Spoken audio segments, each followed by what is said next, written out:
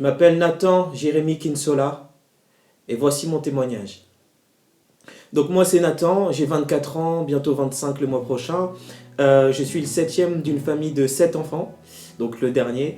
Et je suis fils de pasteur. Donc en fait mon père il est devenu pasteur à l'année de ma naissance. Donc j'étais clairement baigné dedans, pas le choix. Donc voilà, donc le but de mon témoignage c'est tout simplement vous expliquer comment en fait nos talents et nos dons peuvent vraiment être reliés à notre destinée, à ce que Dieu attend de nous. Donc moi, voilà, étant fils de pasteur, j'ai grandi dans l'église, j'ai baigné dans l'église, et ma famille en fait, c'était une famille de musiciens. Mon père était musicien, chanteur de gospel, il avait son petit groupe de gospel et tout. Et en fait, moi j'ai baigné dedans, j'ai commencé à jouer des instruments pour suivre mes grands frères et tout, jouer plusieurs instruments, à chanter à l'église. L'église et les choses de Dieu étaient devenues une habitude. J'avais pas de relation avec le Seigneur. Tout était théorique. Je lisais la parole, je connaissais, je pouvais prier les yeux fermés, mais je n'avais pas de réelle relation intime avec Dieu. Ce qui fait que la musique et tout ça, eh ben, ça me fatiguait parce que très souvent je trouvais que c'était trop relié justement à l'église et je me sentais enfermé dans l'église. Donc en fait, je faisais une association et puis j'en avais marre. Et en fait, très jeune, j'ai développé une deuxième passion, le cinéma. Donc j'avais la musique et le cinéma. Et le cinéma, en fait, j'ai vraiment utilisé comme un exutoire, comme un échappatoire, comme un prétexte pour m'évader, en fait. Je voulais devenir acteur. En fait, je voyais mon avenir potentiellement quelque part entre Idris Elba et Denzel Washington, hein, pour ceux qui connaissent. Moi, mon truc, c'était, je voulais être acteur. Je voulais faire, je voulais faire des films. Et j'ai rencontré justement des amis qui n'étaient pas dans le Seigneur, mais qui avaient mon âge, et on faisait des films ensemble. Voilà, on a rencontré quelques célébrités qui passaient, parce que j'habite à Rennes, qui passaient à Rennes. Voilà, en fait, ça a ouvert pas mal de portes. Je suis allé au Festival de Cannes, j'ai fait pas mal de choses. On a créé après un festival de courts-métrages qui continue encore jusqu'à aujourd'hui. Je m'épanouissais là-dedans. Mon rêve, c'était ça. Je voulais être acteur, je voulais être sous le feu des projecteurs, je voulais jouer mon rôle. Et j'étais pas mauvais là-dedans, donc c'était vraiment mon truc. Mais je tournais en rond dans ma vie et je comprenais pas pourquoi. Je commençais à avoir 20 ans à peu près, 18 ans, 19 ans, 20 ans. Je n'arrivais pas à avoir de permis. Les études que je faisais ne me plaisaient pas. Parce que moi, dans ma tête, de toute façon, j'allais devenir acteur. Donc je m'en foutais des études un peu. Et je tournais beaucoup en rond. Et à un moment donné, je me suis dit, bon, là, ça me saoule. Si ça ne fonctionne pas terriblement bien au niveau du cinéma, ben, on va voir ce qui se passe au niveau de la musique. Comme j'avais fait au lycée, en fait, j'avais fait une option cinéma.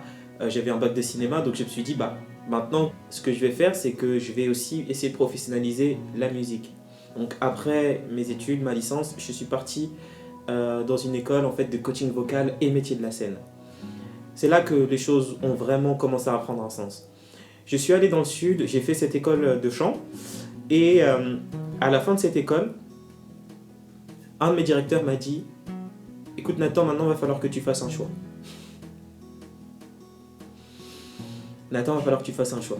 Le gars n'était pas chrétien, il avait rien et tout ça. Je sais même pas s'il savait de quoi il parlait, je sais pas, mais moi j'avais compris que ça s'adressait à moi, que ça s'adressait à ma destinée en fait. Parce que dans ma tête, je me disais, ok, je vais faire de la musique, mais bon, si je fais de la musique, ce sera de la musique pour me faire plaisir, de la musique en gros, la musique du monde, comme on dit, la musique du monde, quoi, pour me faire plaisir, pour parler des filles, pour voilà et tout ça. Et le directeur, il fait, il va falloir que tu fasses un choix. Ça m'a travaillé, ça m'a tellement travaillé, je me suis dit, wow, Seigneur, c'est pas possible. Mais j'ai pas fait tilt tout de suite. Je suis parti sur Paris, j'ai vécu sur Paris, j'étais coach vocal un peu sur Paris, tout ça par-ci par-là et tout. Et après, qu'est-ce qui s'est passé?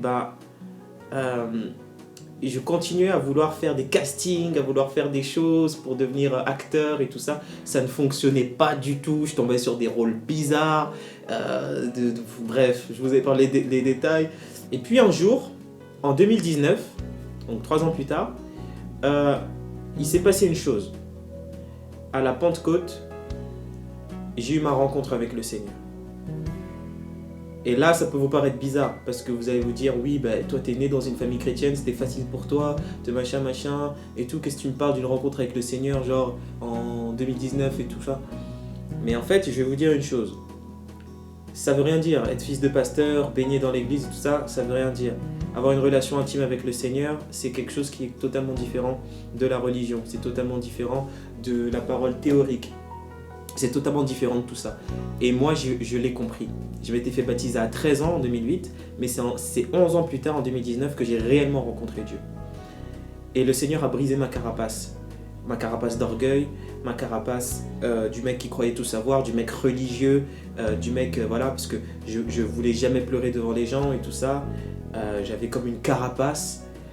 Et le Seigneur m'a humilié devant tout le monde, j'ai pleuré devant tout le monde. Ce jour-là, j'ai eu en fait un amour, une humilité, une paix qui s'est imposée à moi comme une grosse claque, comme un gros poids, comme une enclume. Et j'étais brisé, avec ma belle famille, on était là-bas. Je me souviens avec mon beau-frère, on pleurait et tout ça, on ne sait même pas pourquoi, mais on pleurait parce que la présence de Dieu était trop forte. Et quand le Seigneur m'a brisé, il m'a dit clairement, il m'a fait comprendre clairement, là il faut que tu fasses le choix. Moi ce que j'attends de toi, c'est que tu agisses au travers du don que je t'ai donné, au travers de la musique. Je veux que tu fasses quelque chose pour mon royaume. J'ai pas hésité, j'ai dit d'accord. Que l'obéissance vaut mieux que le sacrifice. Une fois que j'ai obéi au Seigneur, j'ai dit d'accord, j'ai eu mon permis, j'ai eu un travail qui me permet de stabiliser les choses pour mes projets. Voilà, je me suis fiancé. Il y a tout qui s'est débloqué quand j'ai obéi au Seigneur. Et donc, c'est très important déjà de connaître ses dons, de connaître ce que Dieu il a placé en nous, mais c'est aussi très important de ne pas agir selon sa propre volonté, selon ce qu'on veut faire, mais d'attendre ce que le Seigneur veut que nous fassions. Ça ne veut pas dire, moi après c'est mon témoignage à moi, ça ne veut pas dire que toi si par exemple tu as cette volonté-là d'être acteur, de faire du cinéma et tout ça, pour le royaume, faire des choses, fais-le, il n'y a pas de souci. Mais tout ce que je te dis c'est, ne confonds pas ta volonté avec celle de Dieu. Moi c'est ce que j'ai fait, et le fait maintenant après que je me suis mis justement dans la musique, dans la louange, je me suis mis à fond dedans, le Seigneur a tout débloqué et il a dressé devant moi l'autoroute de ma destinée.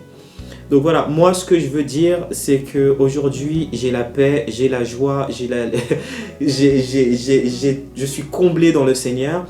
Et je voudrais parler à des personnes, par exemple, qui croient connaître le Seigneur, qui sont religieuses, ou qui sont fils de pasteur, ou fils de diacre, ou des trucs comme ça. Ils sont très attachés à l'église et tout ça. Comprenez une chose, la religion, la relation avec le Seigneur, c'est deux choses différentes. Moi aussi, comme toi, je suis fils de pasteur. La vie de Dieu et tout ça, ça a toujours fait partie de ma vie. Oui, mais j'avais un pied dedans, un pied dehors. Et je croyais tout savoir, mieux que tout le monde. Je te demande de faire un pas vers l'humilité. Humilie-toi, laisse le Seigneur te briser pour qu'il te fasse à sa manière. Parce que très souvent, on refuse d'écouter des personnes, par exemple, qui ont été baptisées il y a 2 mois, il y a 3 mois, parce qu'on se dit, moi je me suis fait baptiser il y a 11 ans, il y a 12 ans et tout ça, qu'est-ce que tu viens me dire? Non.